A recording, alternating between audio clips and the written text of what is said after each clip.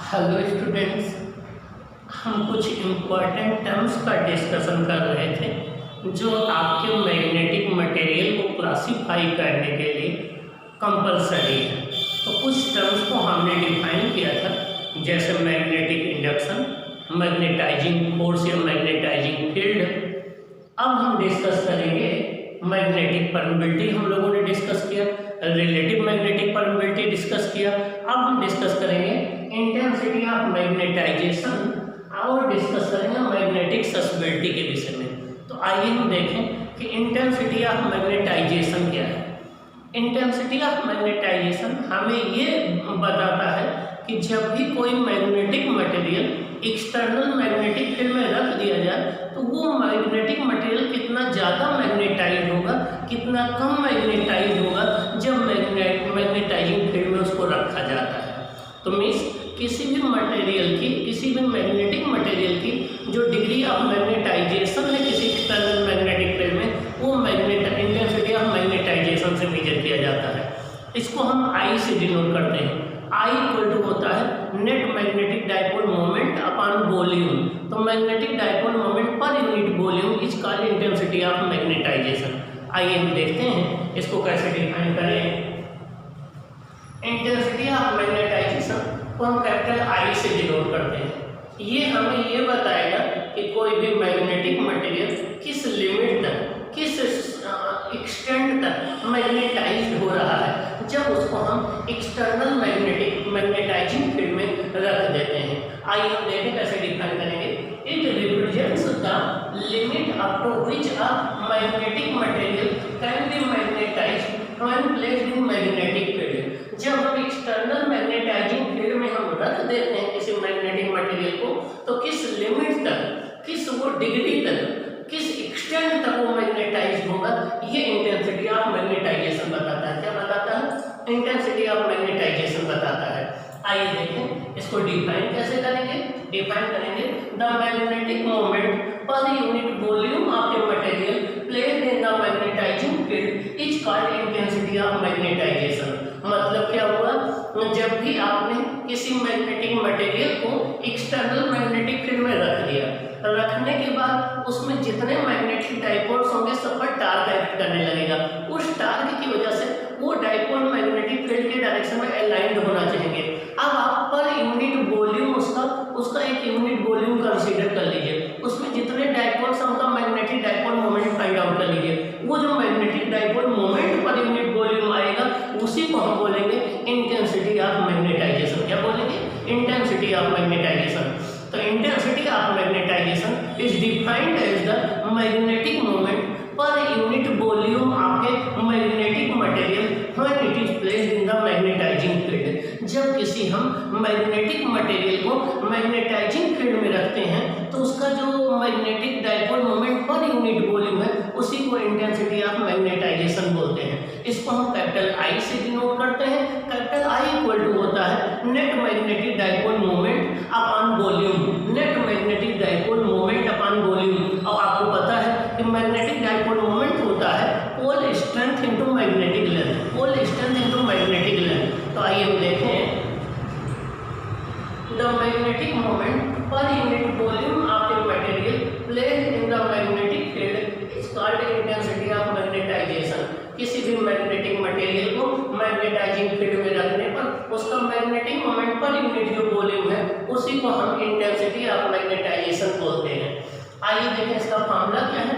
इसका फॉर्मूला होता है intensity of magnetisation equal to magnetic moment upon volume, और मैग्नेटिक मोमेंट होता है pole strength into magnetic length. ये है pole strength into magnetic length. Upon volume होता है area into length, area into length. Area को a मान लें, लेंथ को 2l मान लें, तो वॉल्यूम आपका हो जाएगा, अगर हम ये कोई एक मैग्नेटिक मटेरियल मान लें, इसके एरिया क्रॉस सेक्शन को a मान लें, इस लेंथ को हम 2l मान लें, तो इसका जो वॉल्यूम आ जाएगा वो वॉल्यूम आपका आ जाएगा a इंटू 2l। क्या आ जाएगा?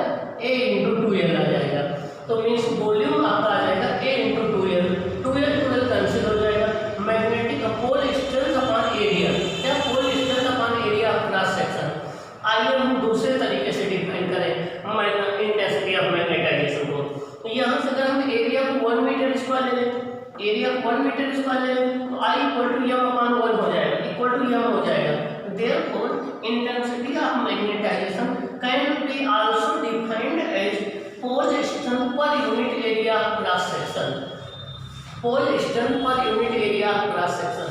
इसका मतलब ये हो गया कि unit area of cross section ले लें तो उसमें जितनी पोल स्ट्रेंथ आएगी वो इंटेंसिटी ऑफ मैग्नेटाइजेशन के इक्वल होगी। आइए देखें इसकी एसआई यूनिट क्या होगी। एसआई यूनिट इसकी हो जाएगी, इसकी होती है एम्पियर इनटू मीटर, इसकी हो जाएगी मीटर स्क्वायर, तो एम्पियर पर मीटर हो जाएगी, क्या एम्पियर पर मीटर हो जाएगी। तो डायमेंशन क्या हो जाएगी AN-1। अब एक बड़ी इंपॉर्टेंट पॉइंट देखिए, इसकी यूनिट वही है जो मैग्नेटाइजिंग फील्ड की है, इसकी वही यूनिट है जो मैग्नेटाइजिंग फील्ड की है। मैग्नेटाइजिंग फील्ड की भी यूनिट क्या थी, एम्पियर पर मीटर, क्या थी एम्पियर पर मीटर, और इसकी भी यूनिट क्या है एम्पियर पर मीटर, तो दोनों की यूनिट सेम है। ओके, तो इंटेंसिटी ऑफ मैग्नेटाइजेशन हमें ये बताता है कि जब भी किसी मैग्नेटिक मटेरियल को हम एक मैग्नेटाइजिंग फील्ड में रख देंगे तो किस लिमिट तक, किस डिग्री तक, कहाँ तक वो मैग्नेटाइज हो जाएगा, और उसका मेजरमेंट करने के लिए उसका हम यूनिट वॉल्यूम ले लें। यूनिट वॉल्यूम में जितने मैग्नेटिक डाइपोल मोमेंट है उनका सबका वेक्टर सम निकाल लें, वॉल्यूम से डिवाइड कर दें तो इंटेंसिटी ऑफ मैग्नेटाइजेशन पता लग जाएगा। ओके, आइए अब हम एक सबसे इम्पॉर्टेंट टर्म को डिफाइन करते हैं जो आपके लिए सबसे इम्पॉर्टेंट होगा, आपके बोर्ड के लिए भी इम्पॉर्टेंट है। आइए देखें, कंपटीशन के लिए भी इम्पॉर्टेंट है, जिसको क्या बोलते हैं मैग्नेटिक ससेप्टिबिलिटी, चाइएम, क्या मैग्नेटिक ससेप्टिबिलिटी चाइएम, इसको चाई से डिनोट करते हैं, इसको हम लोग चाई पढ़ते हैं, चाई। तो मैग्नेटिक ससेप्टिबिलिटी को हम लोग चाइएम से डिनोट करते हैं, ये इसका सिंबल होता है। अब ये मैग्नेटिक ससेप्टिबिलिटी क्या होता है, मैग्नेटिक ससेप्टिबिलिटी ये रेस्पॉन्स मेजर करता है किसका, किसी मैग्नेटिक मटेरियल का, किसके प्रति, एक्सटर्नल मैग्नेटाइजिंग फील्ड के प्रति।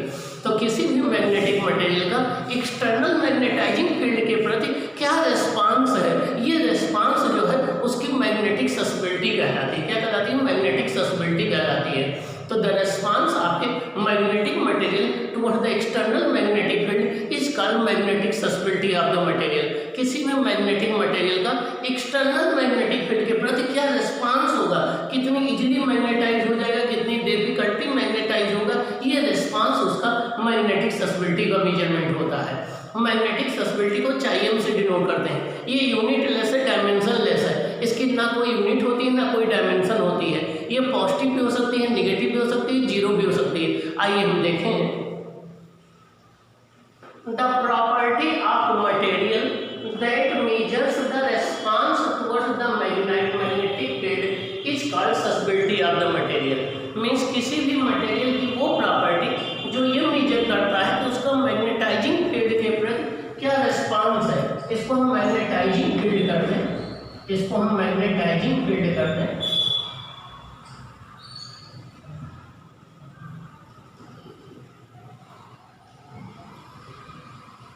मैग्नेटाइजिंग फील्ड, मैग्नेटाइजिंग फील्ड के प्रति क्या रेस्पॉन्स है उसको हम मैग्नेटिक ससेप्टिबिलिटी कहते हैं।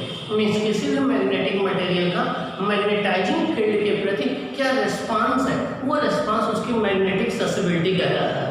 आइए देखें, तो the ratio of intensity of magnetisation I induced in a material to the magnetizing field is applied to it is called magnetic susceptibility chiasm of the material।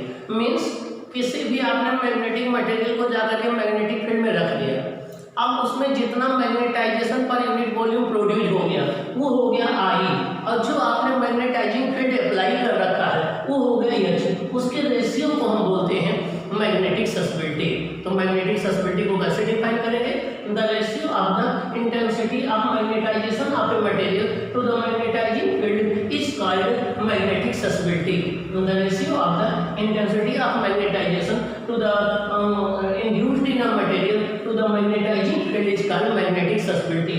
जो यूनिट इसकी होती है एम्पियर पर मीटर, वही unit इसकी होती है ampere per metre. ये unit less हो जाएगा, डायमेंशन लेस हो जाएगा, ना कोई यूनिट होगी ना कोई डायमेंशन होगी। आइए देखें, chi m is also called volume susceptibility of the material. इसको हम वॉल्यूम ससेप्टिबिलिटी भी बोलते हैं। क्या बोलते हैं, volume susceptibility of the material भी बोलते हैं। It is unit less and dimension less, इसकी ना कोई यूनिट होती है ना कोई डायमेंशन होती है। It may be positive, negative और जीरो, ये पॉजिटिव भी हो सकती है, नेगेटिव भी हो सकती है, जीरो भी हो सकती है। और एक बात और, इस मैग्नेटिक ससेप्टिबिलिटी के बेसिस पर हम मटेरियल्स को क्लासीफाई कर सकते हैं कि वो आपका मैग्नेटिक मटेरियल होगा या नॉन मैग्नेटिक मटेरियल होगा। अगर मैग्नेटिक मटेरियल है तो वो डायमैग्नेटिक होगा या पैरामैग्नेटिक होगा या फेरोमैग्नेटिक होगा या परफेक्ट डायमैग्नेटिक होगा। तो इस मैग्नेटिक ससेप्टिबिलिटी के बेसिस पर हम डिफरेंट मैग्नेटिक मटेरियल को क्लासीफाई कर सकते हैं। ओके, अब हम देखेंगे कि मैग्नेटिक परमेबिलिटी और ससेप्टिबिलिटी में क्या रिलेशन है। ओके, आइए हम देखते हैं क्या रिलेशन है दोनों में।